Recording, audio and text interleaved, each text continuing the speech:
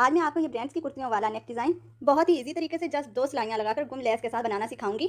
सबसे पहले leaf shape cutting करने के लिए हम पेस्टिंग पेपर का एक छोटा सा पीस लेंगे जिसकी लेंथ है 3.5 इंच, जबकि हमने इसकी चौड़ाई रखनी है 1 इंच। अच्छा, मैं ये बता दूं कि लंबाई में पेस्टिंग पेपर का यह फोल्डेड पीस है। इस पीस को इस तरीके से हम एक बार फिर फोल्ड कर लेंगे और इस पर हाफ लीफ शेप ड्रा कर लेंगे। इस तरीके से आप लीफ शेप का साइज़ अपनी पसंद के मुताबिक भी रख सकती हैं। अब हम इस तरीके से कटिंग कर लेंगे जी। अब ये जो कॉर्नर है इसे भी हम खत्म कर देंगे। ऐसे हमने लीफ शेप कटिंग कर ली है, ये देखें। अब हम नेक की कटिंग के लिए पेस्टिंग पेपर लेंगे। नेक की टोटल लेंथ हम रखेंगे 17 इंच, इसलिए हम 17 इंच पर मार्किंग करेंगे।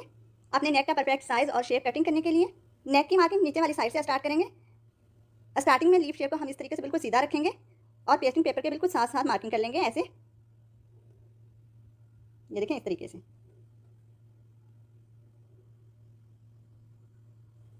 नेक्स्ट भी हम लीफ शेप को बिल्कुल सीधा रखेंगे ऐसे और पेस्टिंग पेपर के बिल्कुल साथ साथ मार्किंग कर लेंगे इस तरीके से। अब हम लीफ शेप को ऊपर से क्रॉस में रखेंगे, ये देखें इस तरीके से। आप जितना भी गैप देना चाहते हैं इसी के मुताबिक लीफ शेप को क्रॉस में रख लें। हमने ऊपर से 1.25 इंच के गैप पर लीफ शेप को क्रॉस में रखा है, नीचे से बराबर करके रखा है। यहाँ पर भी हम पेस्टिंग पेपर के बिल्कुल साथ साथ मार्किंग कर लेंगे, ये देखें इस तरीके से जी। तो ये मार्किंग भी हमने कर ली है। एक बार फिर हम अपने पैटर्न को ऊपर से 1.5 इंच के गैप पर क्रॉस में रखेंगे, ये देखें इस तरीके से, और फिर पेस्टिंग पेपर के बिल्कुल साथ साथ मार्किंग कर लेंगे, ये देखें ऐसे। अब हम राउंड नेक के लिए मार्किंग करेंगे। नेक की विड्थ मैं लेस की वजह से ऊपर से 3 इंच से 1 पॉइंट ज़्यादा रखूंगी, जबकि आपने अपने नेक की विड्थ अपने हिसाब से और अपने लेस की चौड़ाई के हिसाब से रखनी है। नेक की डेप्थ हम रखेंगे 3.5 इंच। ये मीडियम साइज़ का नेक है। अगर आप नेक का साइज़ बड़ा रखना चाहती हैं तो नेक को जस्ट आप चौड़ाई में ही बढ़ाएं। डेप्थ के लिए यही साइज़ काफ़ी है। मार्किंग करने के बाद तमाम निशानों को हम ऐसे मिला लेंगे।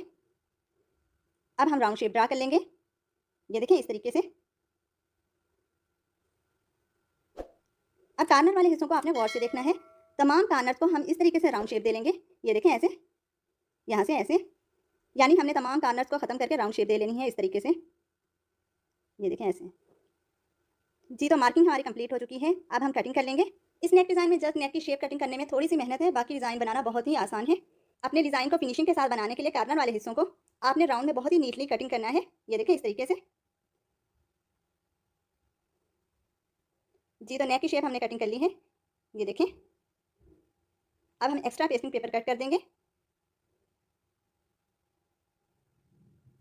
जी। तो एक्स्ट्रा पेस्टिंग पेपर हमने कट कर दी है। अब हम पेस्टिंग पेपर को एक्स्ट्रा फैब्रिक पर पेस्ट कर लेंगे जी। तो नेक की शेप को परफेक्ट तरीके से पेस्ट करने के लिए हमने नेक की कटिंग में से निकले हुए पीस को भी साथ ही रखकर इस तरीके से नेक की शेप को पेस्ट किया है। अब हम इस एक्स्ट्रा पीस को रिमूव कर देंगे और साइड पर रख देंगे और एक्स्ट्रा फैब्रिक कट कर देंगे जी। तो एक्स्ट्रा फैब्रिक कट करने के बाद हमने कॉर्नर वाले हिस्सों में कर लगा लिए हैं और कर वाले हिस्सों में भी छोटे छोटे कर लगा लिए हैं।